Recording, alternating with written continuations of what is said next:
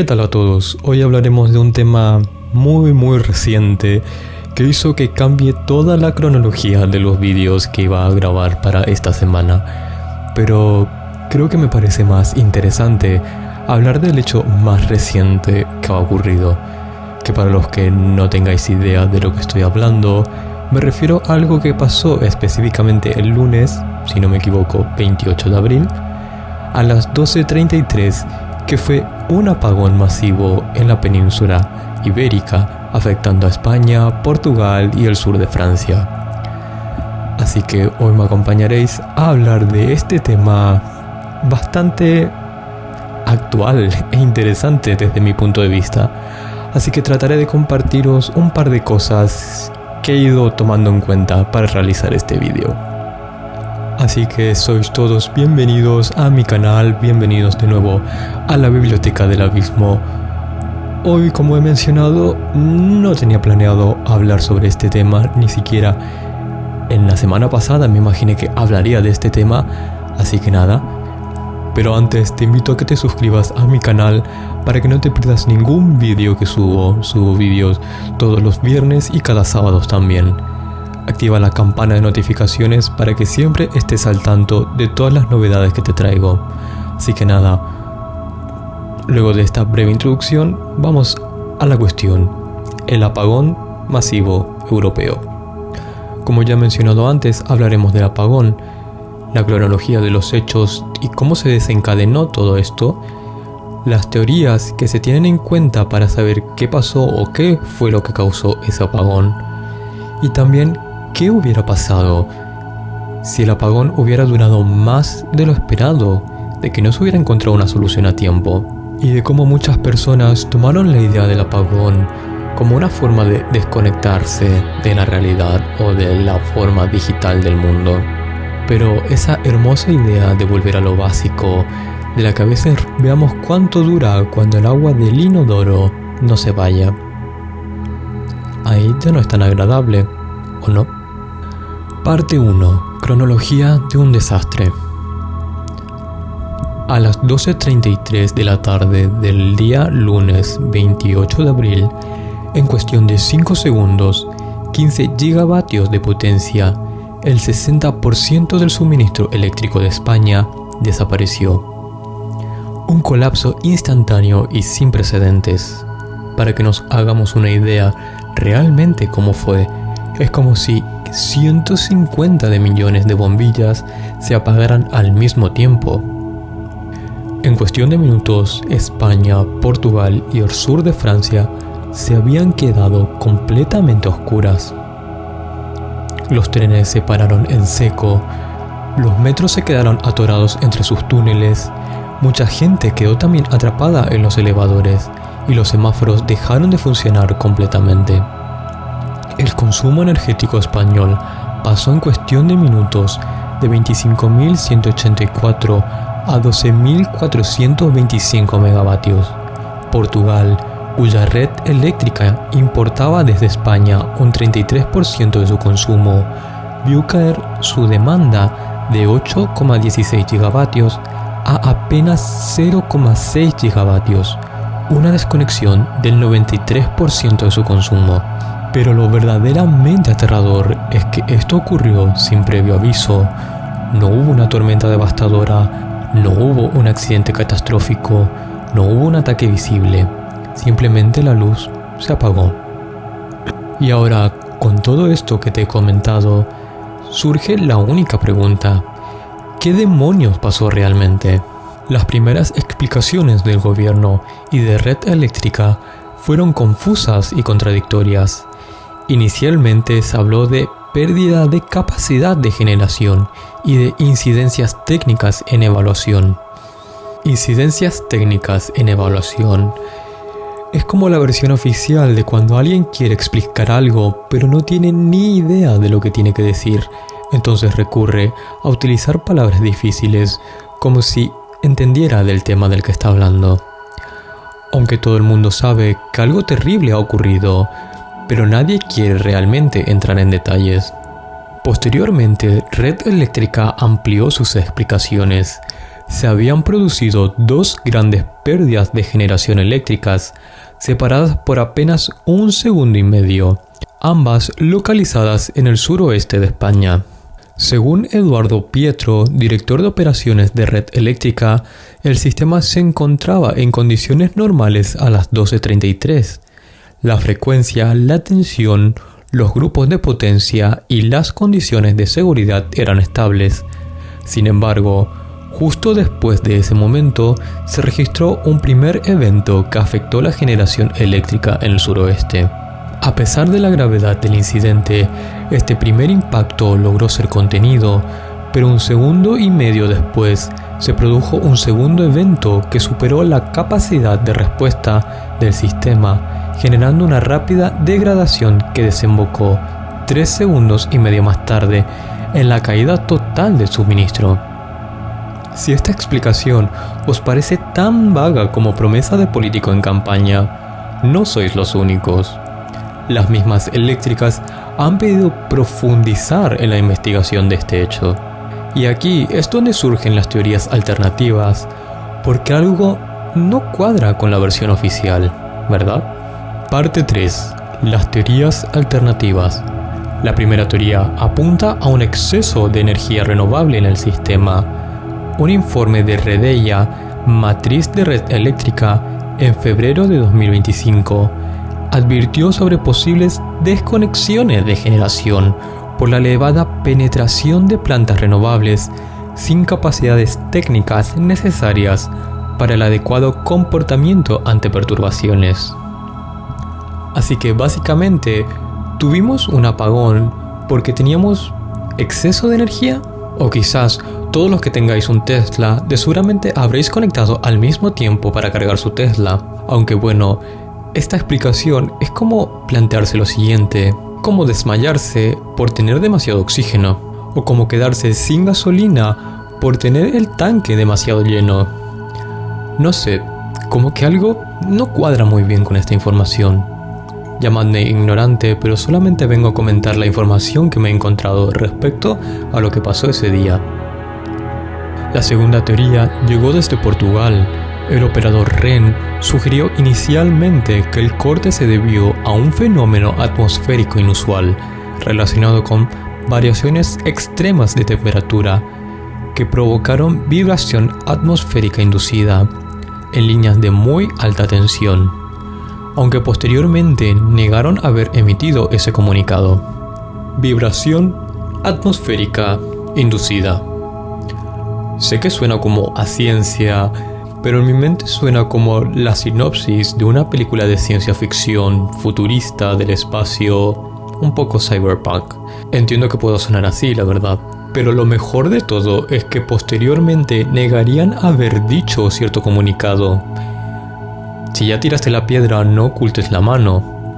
Ya nos hemos enterado y es muy difícil que la gente olvide esa explicación. Pero la teoría que más ha captado la atención, por supuesto, es la que hace referencia a un ciberataque.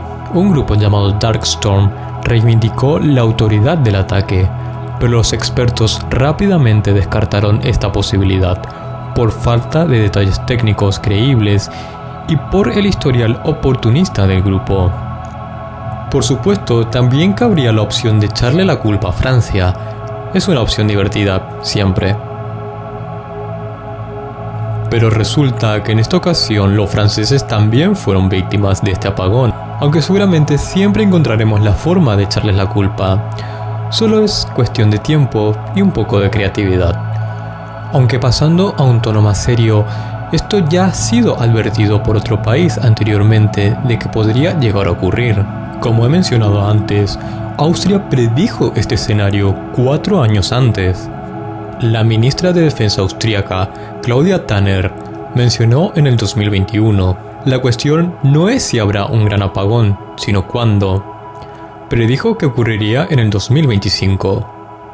Y aquí estamos.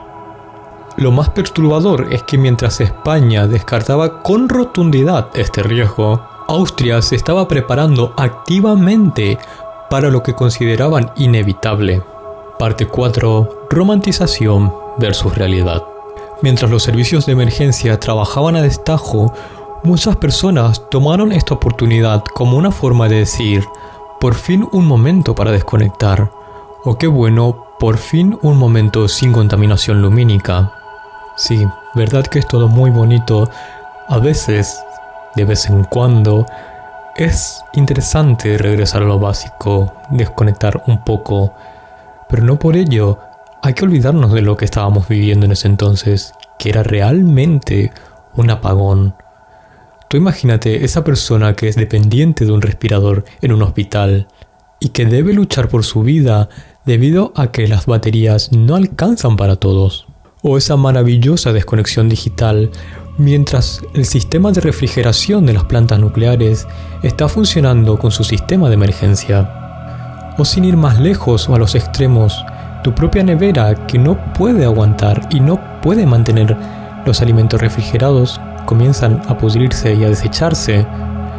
Eso imagínate, pero no en un par de horas, sino si el apagón realmente se hubiera prolongado mucho más tiempo. La realidad es que mientras algunos de vosotros aprovechabais para desconectar, salir a la calle, bailar y reencontrarse con sus vecinos, otros vivían situaciones de auténtica emergencia. 13.000 pasajeros quedaron atrapados en trenes, algunos durante más de 4 horas. La Guardia Civil tuvo que rescatar a 390 personas de un tren. Miles de personas quedaron atrapadas en ascensores. Los hospitales tuvieron que activar generadores de emergencia para mantener los equipos críticos. La diferencia entre una aventura y una catástrofe es solo el tiempo que lleva. Unas horas sin luz es una simple anécdota. Un día entero es molestia. Pero cuando pasan los días, es ahí cuando realmente es preocupante la situación. Y es precisamente lo que casi ocurre, porque el apagón estuvo muy cerca de convertirse en una catástrofe de larga duración. Parte 5. ¿Qué hubiera pasado si? Para entender lo que podría haber ocurrido si el apagón se hubiera prolongado, podemos mirar a la ficción. La serie alemana y sueca The Blackout muestra un escenario en el que Europa se sume en la oscuridad durante semanas. Pero no necesitamos recurrir a la ficción cuando tenemos ejemplos reales, como el apagón de Nueva York en 1977, que duró apenas 24 horas y derivó en lo que Time Magazine llamó la Noche del Terror. 1.615 tiendas saqueadas, más de 1.000 incendios provocados, 4.000 detenidos y cientos de policías heridos. Veamos qué hubiera pasado si en lugar de resolver el apagón en horas, hubiéramos tenido que enfrentarnos a días o semanas sin electricidad. Las primeras 24 horas, los sistemas de respaldo de hospitales, centros de datos y telecomunicaciones comienzan a fallar.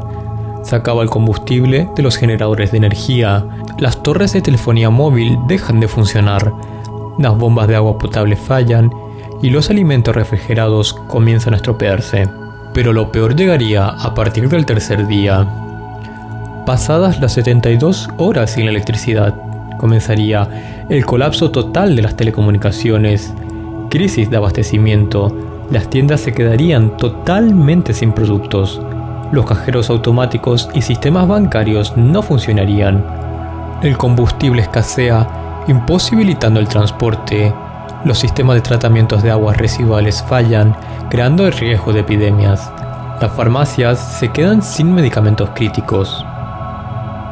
Y si alcanzamos una semana sin electricidad, estaríamos hablando de un escenario de catástrofe social similar a lo que se nos muestra en la serie The Blackout.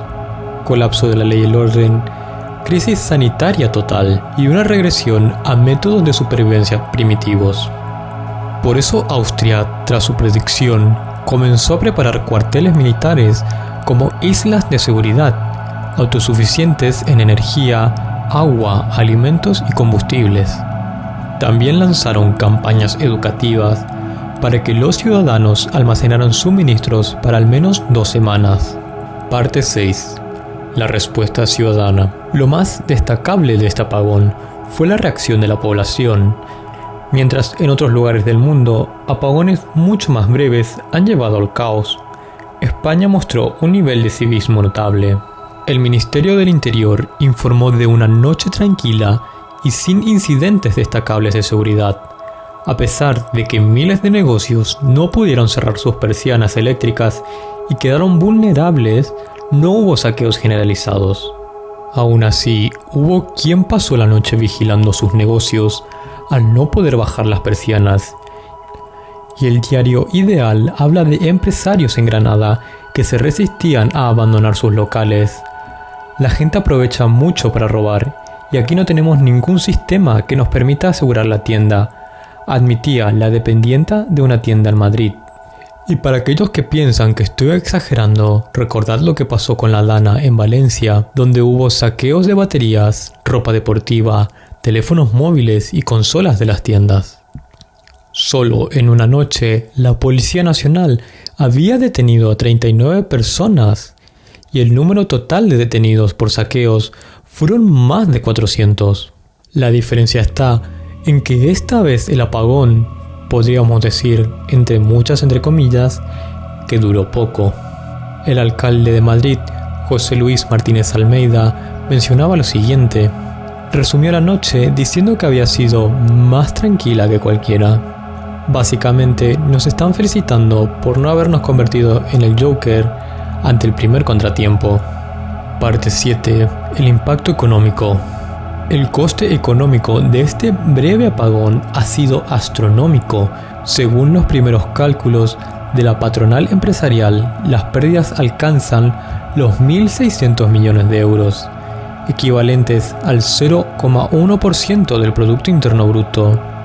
Y eso por un apagón que en su mayoría duró menos de 24 horas. Para que os hagáis una idea, 1.600 millones de euros es lo que se gasta en España con loterías y apuestas en un mes. Es decir, que se ha gastado un mes de lotería en un día sin luz. Y dicen que jugar no tiene consecuencias. Los sectores más afectados fueron el transporte, con la cancelación de cientos de trenes y vuelos, la hostelería, que perdió un día completo de actividad, y la industria, donde las líneas de producción tuvieron que reiniciarse con costosos procesos. Pero el verdadero impacto económico se vería si el apagón durara más tiempo. Según un estudio del Instituto Tecnológico de Massachusetts, por cada día adicional sin electricidad, el impacto económico se multiplicaba por 5. Un apagón de una semana podría costar a España el equivalente a una recesión económica completa. Y luego de todo esto, llegamos a la pregunta del millón. ¿Estamos preparados realmente para una próxima vez? Porque, no nos engañemos, habrá una próxima vez. Mientras España comienza a investigar lo ocurrido, con una comisión encabezada por el Ministerio de Transición Ecológica y un informe independiente del Grupo Europeo de Coordinación de Electricidad, queda una lección clara. Nuestra dependencia de la electricidad es total y nuestra preparación para su ausencia totalmente mínima. El gran apagón europeo nos da un vistazo de lo frágil que es nuestra civilización. Como dijo el experto Sergei Shikevich, independientemente de la causa, el apagón es un claro recordatorio de lo vulnerables que pueden ser las infraestructuras críticas. A decir verdad, hemos tenido suerte. A decir verdad, hemos tenido suerte que el sistema pudo recuperarse luego pasadas las horas. Pero, ¿qué pasará cuando no tengamos esa suerte? Cuando en lugar de horas llegarán a ser días o incluso hasta semanas. Si algo podemos aprender de Austria es que la preparación no es el alarmismo. Tener un kit básico de supervivencia, un radio a pilas, conservas, agua embotellada, efectivo y medicamentos esenciales no es de locos, es de prudentes. La próxima vez que se vaya la luz y tengamos nuestro móvil con nosotros, pensemos que la batería que estamos gastando con el móvil podría ser nuestro último recurso para pedir ayuda cuando las cosas se vuelvan aún peor. Porque al final, la diferencia entre una anécdota y una pesadilla para sobrevivir es simplemente el tiempo. A decir verdad, este video no está tan preparado como los videos que a mí me gusta hacer, pero es un tema que no podía dejar pasar por alto. Así que si has llegado hasta aquí, no olvides darle a like a este video y suscribirte para que no te pierdas ningún futuro video que vaya a sacar. También, si te interesa que cuente tu historia, me la puedes enviar en el correo que aparece en pantalla o en el correo que encontrarás en la información de este video. También te recuerdo que actives la campana de notificaciones para que estés al tanto de cada nueva novedad sobre el canal. Nos vemos en el próximo video, o no, y esperemos que sí haya luz. Desde aquí un saludo a mi amigo Iván, que se quedó atrapado en Madrid, y a mi novio, que se quedó atrapado en un tren, en un túnel, que más un túnel parecía un búnker.